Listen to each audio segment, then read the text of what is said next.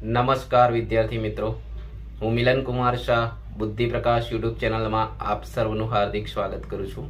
આપણી સિરીઝ ચાલી રહી છે ગુજરાતનો પૌરાણિક ઇતિહાસ અને દસ્તાવેજી યુગ। આપણે વાત કરી ધાર્મિક ગ્રંથોમાં ગુજરાતનું નામકરણ, ગુજરાતની સ્થિતિ, ત્યારબાદ જોયું આપણે દસ્તાવેજી યુગ અને દસ્તાવેજી યુગમાં પ્રથમ યુગ એટલે કે મૌર્ય યુગ વિશે વાત કરી।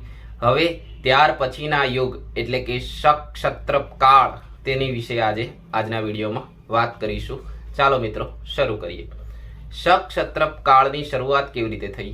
તો કે મૌર્ય કાળ એટલે કે સમ્રાટ અશોક અંતિમ રાજા, તેમનો અંત આવતા મૌર્ય કાળનો પણ અંત થયો અને મધ્ય એશિયાના લોકો ભારત ઉપર આક્રમણ કર્યું અને ભારત ઉપર આક્રમણ કર્યા પછી ભારત પર તેમની સત્તા સ્થાપી અને તેમની સત્તા સ્થાપી એટલે ભારતમાં તે લોકોનું વર્ચસ્વ આગળ વધ્યું અને તે શક તરીકે બેઠા। ભારતમાં આવ્યા પછી તેમણે સંપૂર્ણ ભારતમાં આવવાની શરૂઆત કરી અને સંપૂર્ણ ધીમે ધીમે તે લોકો ગુજરાત તરફ પણ આવ્યા અને ગુજરાતમાં પણ શાસન કર્યું અને આ જ શક લોકો પાછળથી ક્ષત્રપ તરીકે ઓળખાયા અને એટલે જ તેમને શક ક્ષત્રપ તરીકે ઓળખવામાં આવે છે। શક ક્ષત્રપ કાળમાં સૌથી પરાક્રમી રાજા એટલે કે કોણ? તો કે રુદ્રદામા। રુદ્રદામા એ કાદિમ વંશનો ક્ષત્રપ હતો। તેમણે મહાક્ષત્રપ તરીકે પણ ઓળખવામાં આવે છે। રુદ્રદામા એ સૌથી મોટો પરાક્રમી રાજા એવું કહેવાય તે સમયના શક ક્ષત્રપ કાળમાં। રુદ્રદામા એ પોતાના સુબા તરીકે ગુજરાતમાં સુવિશાખ નામના એક વ્યક્તિની નિમણૂક કરી। આપણે આગળના વિડીયોમાં જોયું મૌર્ય કાળમાં કે મૌર્ય કાળમાં ચંદ્રગુપ્ત મૌર્ય એમના સુબા તરીકે કોની નિમણૂક કરે છે? તો કે પુષ્યગુપ્તની। અને પુષ્યગુપ્ત એ ગુજરાતના ગિરનારમાં ત્યાં એક તળાવનું નિર્માણ કરાવે છે। તે તળાવનું નામ શું? તો કે સુદર્શન તળાવ। આમ ત્યારબાદ અહીંયા પણ આવું જ થાય છે કે શક ક્ષત્રપ કાળમાં રુદ્રદામા પૂરા ભારતમાં શાસન કરે છે।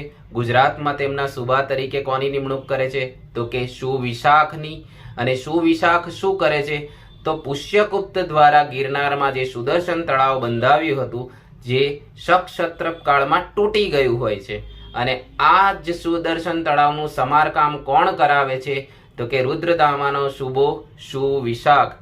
અને મિત્રો એવું કહેવાય છે કે સુદર્શન તળાવનું આ સમારકામ સુવિશાખે પોતાના ખર્ચે ઉપાડ્યું છે। પોતાના ખર્ચાથી આ તળાવનું સમારકામ કરાવે છે અને એવું કહેવાય છે કે આ સુદર્શન તળાવ જે પુષ્યગુપ્તે બનાવ્યું હતું તેના કરતા પણ અતિ સુંદર સુવિશાખ સમારકામ કરીને બંધાવે છે।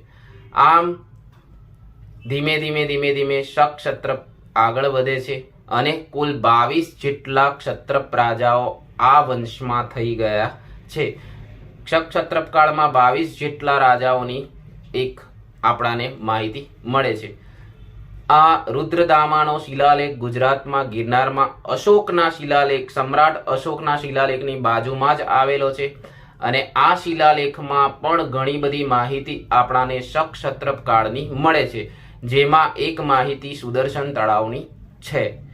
આમ 22 જેટલા ક્ષત્રપ રાજાઓ બાદ શક ક્ષત્રપના અંતિમ રાજા એટલે કે રુદ્રસિંહ ત્રીજા આવે છે અને એક સમયે ત્યાં જ શક ક્ષત્રપ કાળનો ધીમે ધીમે અંત આવવાની શરૂઆત થઈ જાય છે અને ત્યારબાદ ગુપ્ત વંશની શરૂઆત ધીમે ધીમે પગ પેસારો આપણા ભારતમાં થતો હોય છે અને તે સમયમાં ગુપ્ત વંશના શાસક ચંદ્રગુપ્ત બીજા, જેને આપણે વિક્રમાદિત્ય તરીકે ઓળખીએ છીએ, અને તેમનું શાસનની ધીમે ધીમે શરૂઆત થતા શક ક્ષત્રપના અંતિમ રાજા રુદ્રસિંહ ત્રીજાને હાર આપે છે અને ગુપ્ત વંશની શરૂઆત થાય છે।